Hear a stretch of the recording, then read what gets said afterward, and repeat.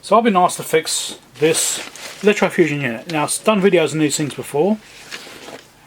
This is the exact model actually. This is the CB160. So I've done a video on this before, which was a fairly straightforward repair. And I've been given a couple of these units, this particular one, to fix again. I don't know what's wrong with these yet. The description says light goes on but not registering.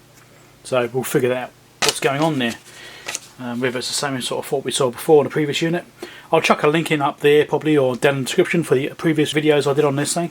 Anyone's interested in these kinds of repairs, then go and check those out. Also there'll be a playlist at the end as well. At the end of the video there'll be some like cards come up. Make sure you watch those too. And if you've not been here before, make sure you subscribe. Like repair videos, you know, click the bell icon too to get notified. So what I'm going to do, I'm going to power this up to start with, and we'll see what kind of signals we get on it, and go from there. Now actually what I might do is substitute a resistance in here first. So start off with that. Let me just come back once I've got it set up. Right, so I'm set up here. Let's see what we get. I've got my test box here, which is set to 20 ohms, which is a common value for the coils on these things. I've got my probes shoved into here, so that's all done to touch it. Don't forget there could potentially be hundreds of volts on here, so to be careful of that kind of stuff, touching stuff. Right, turn the power on and see what we get. Okay, so power. Now what? What do we get now? 2 lights. Okay, that code is, I remember that code, that is not sensing this unit. It's not sensing it, which means it's likely to be another broken wire. I hope so anyway. So let's pull the thing apart and let's have a look at it and figure out what's going on here. But it's likely something simple. I hope so. So if you're not familiar with what an Electrofusion unit does, it welds pipes together. It has a special fitting, which I would show you, but I don't have one here. And it heats up. It puts a lot of power into it. It's basically a heating coil inside a fitting, which goes on the end of the pipes, and the pipes are then pushed together as they melt it. You know, it's called butt welding, and it melts it all together and makes one pipe out of 2 independent pipes. That's the idea anyway. I've gone into a bit more detail about that in the previous videos. If you want to learn a bit more about it, go and check out the other videos I did. But I explained it a bit more detail and gave a bit of examples. Alright, so this one here, let's get this open.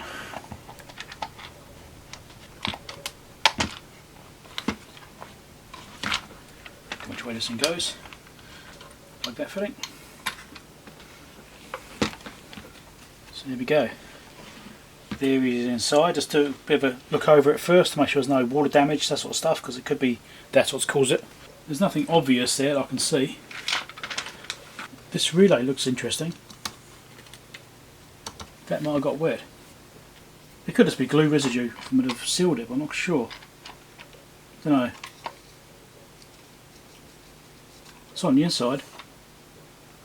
See, it's kind of cloudy. Makes me look, make me a little bit suspicious about that relay there. So if the leads check out, then it'll probably be this relay here, and I don't have a chance of getting one of those. And that's the microcontroller that runs it. And up at top here is another big transformer and bridge rectifier and stuff like that up as well. There's positive and negative supplies from individual regulators each side. There's one each side, one positive, one negative. So let's check the lead resistances and we'll go from there. Right, let's check these leads. So I've got one probe still plugged in. I unplugged the other one and I was just hooked into my meter. So I've re-checking the probes around. Nothing on that connection. Try and get into the other connection just down here. And there's nothing showing up. I've got it set to beep so you'll hear it if it goes off. Nothing coming through from that one. Let's check the other connection. Okay, that one's going.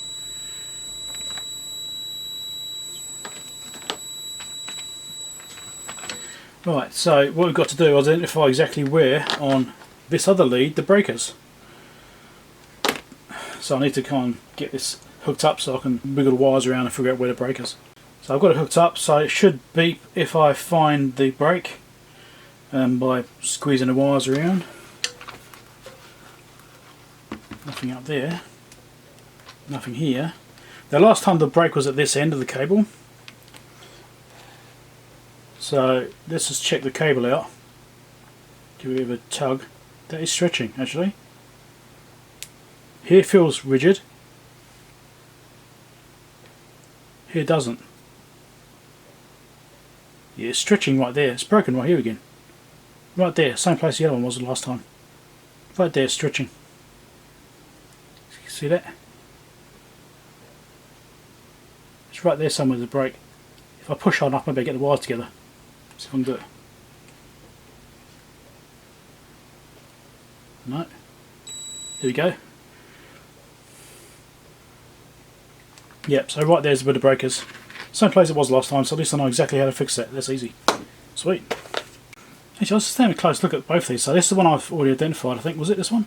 This one. This one. They've both got a little bit of stretch on them.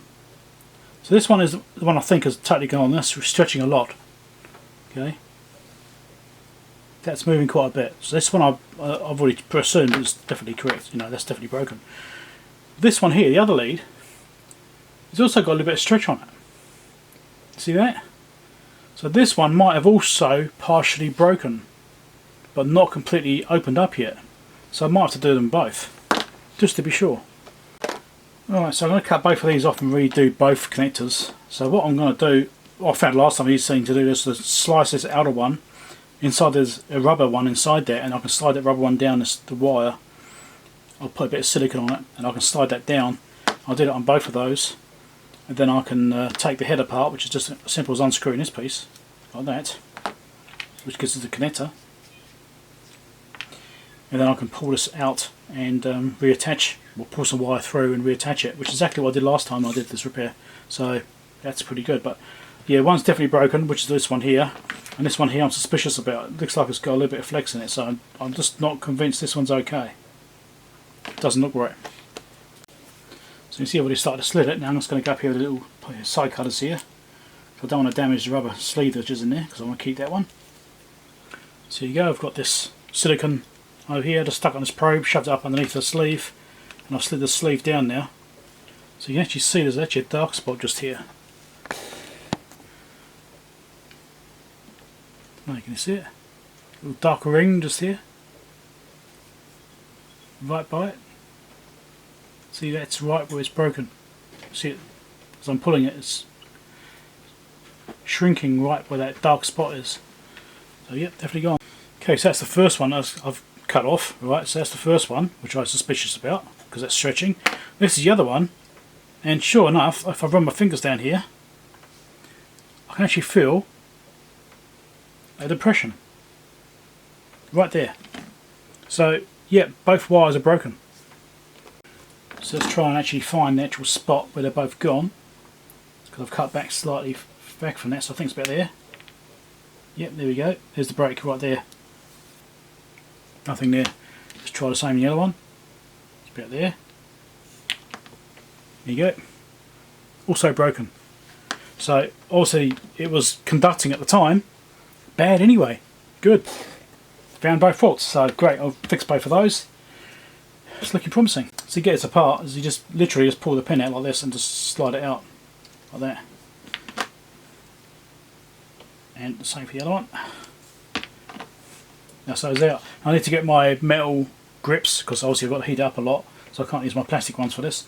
So I have to use metal ones, heat that up, get those old wires off, thread the new wires through, well, the cut off wires, thread those through, prepare it all, put it back together again. I've already put some heat shrink sleeve on these, ready to go. Always do that first, otherwise you forget. Trust me, I've done it many times. I'll just show you this. I'm just getting ready to do this piece, because you need to be ready, so I can use the heat from desoldering that wire to help me solder the new one on. Okay, so the wire's threaded through. I've got to trim this off so I've got enough wire exposed to solder on. I'll get this all soldered up. I'll change the tip of my soldering iron first, because I need a bigger one. I'll do the same with the other wire as well, get it all ready to go, and then I can just do one after the other. It's a bit quicker and a bit easier. Alright, let's get this stuff soldered up. Obviously see everything all set up now. Let's just get these wires ready.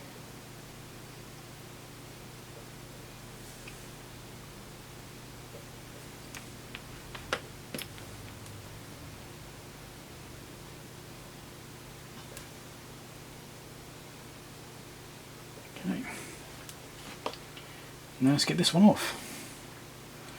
Last time I did this I used hot air and my smaller soldering iron tip, but this time I'm a bit more prepared and I've changed the tips on purpose ahead of time. So there we go, that's that wire off. Let's put some fresh solder on the end here. just to renew the flux and stuff like that. Solder this one on. Yeah, let's do this with it.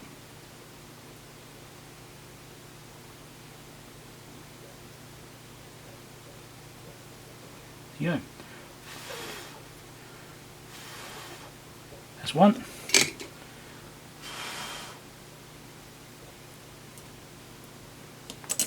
Get it off there. Let that one cool out. Let's do the other one.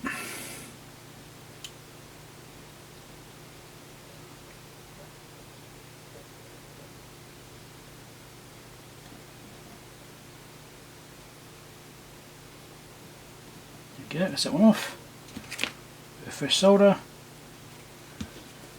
Bring the tip up. Next wire.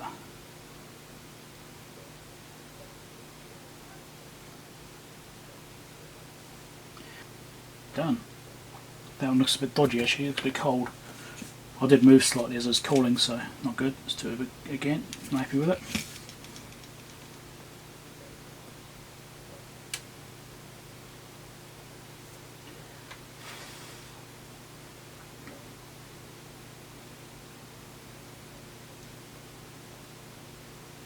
Marginally better. I think I might actually replace the solder. I don't like the look of it. Looks like the old solder's a bit dodgy. Let's give that a clean off. Now put it fresh on again.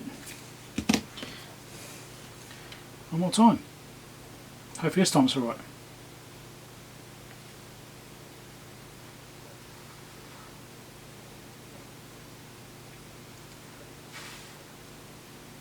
Okay, here we go. That looks better. I'm happy with that one. So whilst I'm waiting for that one to cool down, this one's cooled down enough I can actually hold it now, so I can pull the wire back through, get that fitting in place. On the previous one these actually open up a little bit. They weren't the right size, but I think this time they're probably alright. Because this is about the right size bit on here, these are like 2mm. And they were okay. I think that's probably alright. I'm just trying to see if I can feel if it's opened up then. So we'll give that a little bit of a squeeze just to make it a little bit tighter. They do seem to open up for time, so it's a good bit of a squeeze just to make it slightly better. Put that back together. That's that piece. Now it's got to slide the rubber piece back down again with the help of the silicone I put on it before, which hopefully is enough. Also we'll get that right into the housing. And the silicone probably helps with waterproofing as well anyway. Although this end's not waterproof, so I don't really know why it's an issue. Because you can just get water straight in through this end instead, so no, it's not exactly a perfect design in that way. So that's that end in. There's rubber inside there. So now we can slide this down, and that can be shrunk on. And then I'll do the same thing in the other one. I'm not going to show you that again because you've seen it just now. I'll shrink this down, then we can retest it. Although I'm pretty confident it'll work.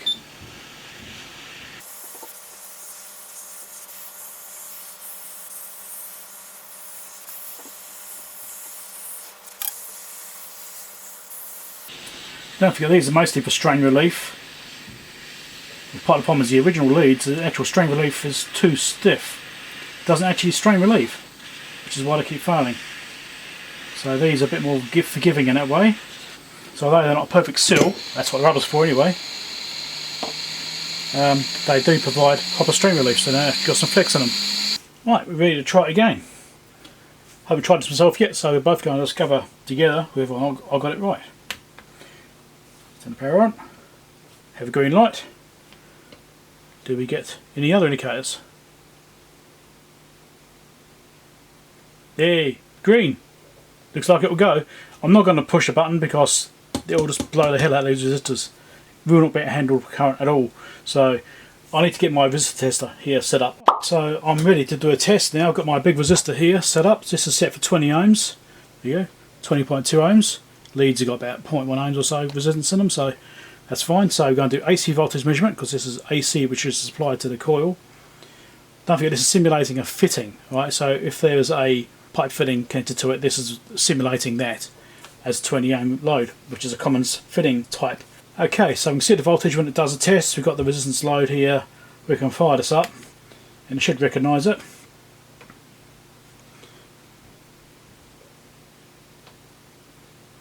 There you go, it's recognised the coil, that's good. So we can do a test. So let's give it a go. we go.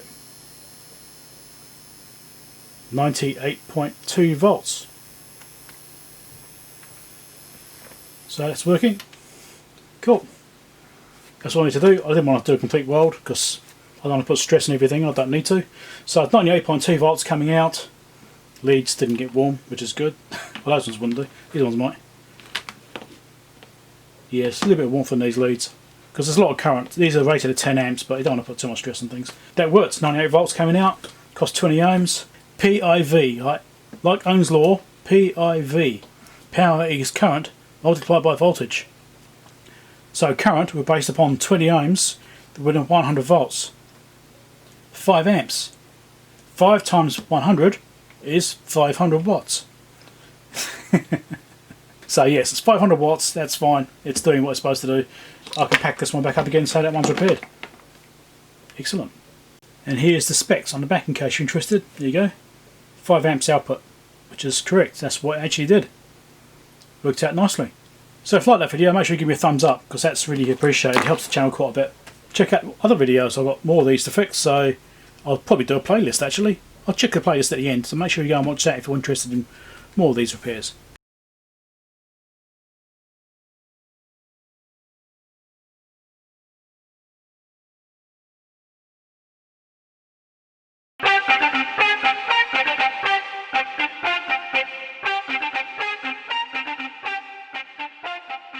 What's that work out as? 100 across 20, that's about 200 watts. You need to stop doing maths in front of the video. PIV, right? Like Ohm's law, PIV. Power is current multiplied by voltage. So current we're based upon 20 ohms with 100 volts. 5 amps. 5 times 100 is 500 watts. I know this, but I keep spitting out the wrong numbers in this videos. Anyway, so yes, it's 500 watts, that's fine. It's doing what it's supposed to do.